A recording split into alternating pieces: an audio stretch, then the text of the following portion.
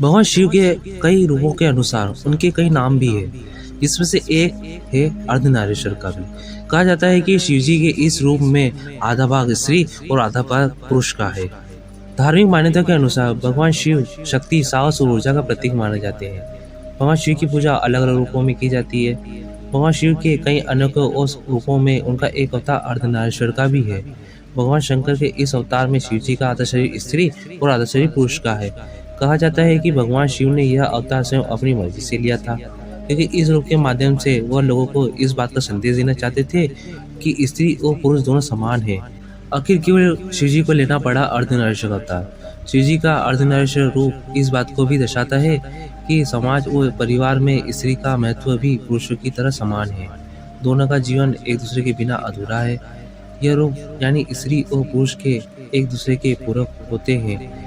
लेकिन प्रश्न यह उठता है कि आखिर क्यों भगवान शिव को अर्धनारीश्वर का अवतार लेना पड़ा? क्या है इसका कारण? इस प्रश्न का उत्तर शिव जी के अर्धनारीश्वर रूप के पौराणिक कथा से जुड़ी है।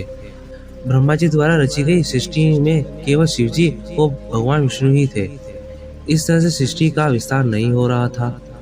भगवान जी को ज्ञात हुआ कि उनकी ये सारी रचनाएं जीने उपरांत नष्ट हो जाएगी और ऐसे में हर बार उन्हें नए सिरे से सृष्टि का सृजन करना होगा। ऐसे में ब्रह्मा जी बहुत दुखी हो गए। तब आकाशवाणी हुई, हे ब्रह्मा, अब मैथिली सृष्टि का सृजन करो। आकाशवाणी सुनने के बाद भी ब्रह्मा जी ने मैथिली सृष्टि की रचना करने में विफल थे, क्योंकि नारियों की उत्पत्ति के बिना यह संभव नहीं था। तब ब्रह्मा जी ने मैथिली सृष्टि की रचना के लिए शिव जी की मदद मांगी। उन्होंने शिव जी को प्रसन्न करने के लिए कठोर तपस्या की। ब्रह्मा जी की तपस्या से प्रसन्न होकर भगवान ने अर्धनारीश्वर का अवतार लिया। शिव जी के इस अवतार में उनके शरीर के आधे भाग में साक्षात शिव जी और आधे भाग में स्त्री रूप में उमा शंकर यानी शक्ति नजर आई। ब्रह्मा जी ने कहा, एक उचित सृष्टि का निर्माण करने के लिए ब्रह्मा जी भगवान शिव जी से बोले, आपको स्त्री और पुरुष दोनों की मैथिली सृष्टि की रचना करनी है, जिससे कि सृष्टि को आगे बढ़ाया जा सके। तब परमेश्वर शिव ने अपनी भुवों के मध्य भाग से अपने ही समान एक सृष्टि को प्रकट किया। शिव जी की यह क्रांतिमय शक्ति दक्ष की पुत्री हो गई।